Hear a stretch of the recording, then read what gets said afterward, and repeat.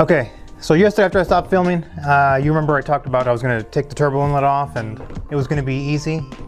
I bet y'all thought it was gonna be easy. It wasn't. I couldn't figure out any way to get that thing off without taking the fuel rail off the bottom of the intake manifold. I couldn't get it off. If there's an easier way, I don't know it. Maybe you know it. And if there is an easier way, I don't even want to know, because then I'll just be mad. So I ended up taking the whole fuel rail off.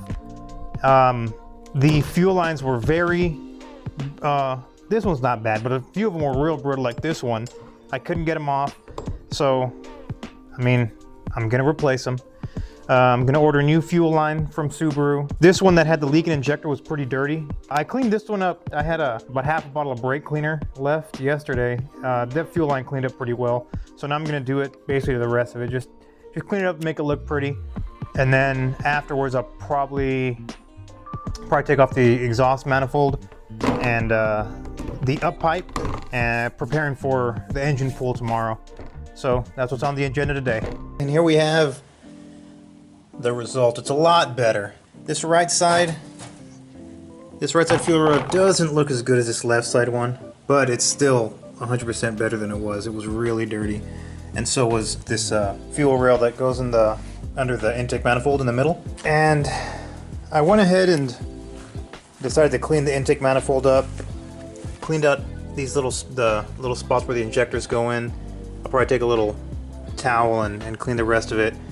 And then it was pretty dirty. It was pretty dirty on the inside there, where the TGVs are. And I cleaned that up. So that pretty much does it for the intake manifold, I think. Man, the red brake cleaner, the chlorinated, is so much better than the shitty green brake cleaner. Yesterday, I had a little bit of red brake cleaner, and that's what I cleaned this left one with, and everything cleaned up really well. The right, I used the non-chlorinated can I had, and it didn't clean half of the shit off the fuel rail. The green stuff, man, it really sucks.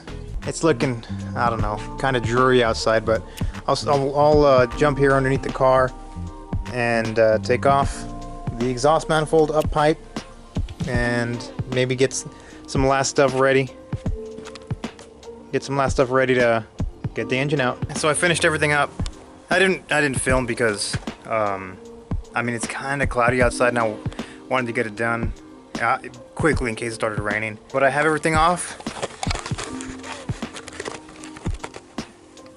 I just kind of stuck everything down there underneath the car.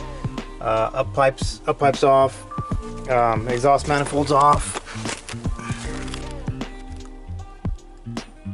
There was some significant oil leaks down here. It's not leaking oil right now, but I think it's like maybe some seepage or an oil leak that was fixed. But there's a lot of caked on oil down here.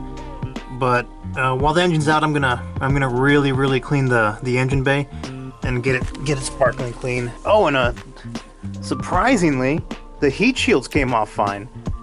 I was trying to do this whole thing just with hand tools. The heat shields bolts were pretty hard, so I had to get the electric impact out, but it made quick work of them.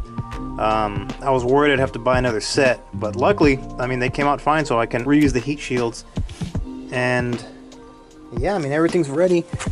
Everything's ready for tomorrow. Couple heater hoses on both that dog bone, and then separate the engine from the tranny, and I think that's it. I'm gonna push the AC compressor and the power steering pump off to the side, and then we'll take this puppy out, get the new block in, and then we'll be purring. So hopefully tomorrow I can get it done, and we'll see what happens. But either way, I'm going to keep everyone updated. If you like what you see, guys, go ahead and give me a like, comment. If you want to join in the discussion in real time, you can join the Collector Car Feed Discord. Just go to collectorcarfeed.com and you should find it there. And yeah, thanks again for watching, guys.